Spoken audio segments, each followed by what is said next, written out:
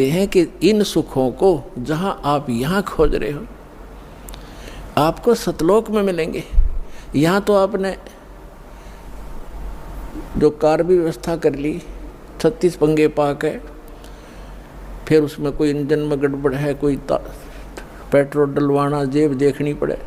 सतलोक में चलो आपको विमान मिलेंगे, विमान मिलेंगे, और आपकी मन से जहाँ चाहोगे 1 सेकंड में उड़कर आप पूरा परिवार बैठकर कहीं घूम सकते हो। कोई पैसा नहीं लगेगा, आपको सब वस्तु मुफ्त मिलेंगी, सब सुख होगा, आपकी कभी मृत्यु नहीं होगी। आपका ऐसा ही परिवार वहाँ सतलोक के अंदर होगा। अभी तक ये मूर्ख बनाया करते थे नकली संत कि वहाँ प्रकाश ही प्रकाश है, चेतन ही चेतन है, आत्मा उसमें जाकर ऐसे मिल जाती है जैसे बूंद समंदर में। फिर खा कर क्या करेंगे वहाँ जा कर के? इससे यहीं दुख सुख यहीं ठीक है। तो उनको अकल थी नहीं, ज्ञान था नहीं, उनका सवन भाव नहीं था, क्योंकि उनकी साधना गलत थी, उनका ज्ञान गलत था। वो काल प्रेरित थे, काल के भेजे आए हुए हैं। तो परमात्मा हमें याद दिलाते हैं कि इस झूठे सुख को सुख कहे ये मान रहा मनमोद, ये सकल चबीना काल का, कुछ मुख में कुछ गोद।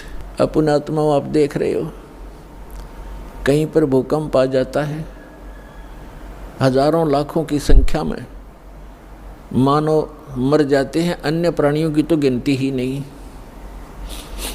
कहीं पर फ्लड आ जाती है, गांव के गांव बह जाते हैं, हजारों की संख्या में व्यक्ति मारे जाते हैं। और वो उन मकानों को, उन वहाँ के संसारिक सुखों को जोड़ने में सारा जीवन लगाते हैं। उनका दृष्टिकोण सिर्फ उन्हीं पर केंद्रित रहता है कि कोठी बना लूँ, कार बना लूँ, 1 प्लाट और ले लूँ, 2 कोठी और बना दूँ, एक बैंक बैलेंस बना दूँ, एक फैक्ट्री लगा लूँ। उद्देश्य मनी मेक ही रहता है। परमात्मा कहते हैं तो बच्चों वाले खेल खेल रहे तुम, आप जी को ज्ञान नहीं है, इसलिए यहाँ डले ढो रहे हो। 1 सेकंड का पता नहीं क्या बिजली गिर जा, और फिर आप यहीं स्थिर होना चाहते हो ऐसे गंदे लोक में। तो तत्व ज्ञान का अभाव है। जब आपको तत्व ज्ञान होगा, आपके मन की व्यवस्था ही अलग हो जाएगी। जब आपको तत्व ज्ञान होगा, आपके मन की स्थिति बदल जाएगी, आपका उद्देश्य बदल जाएगा।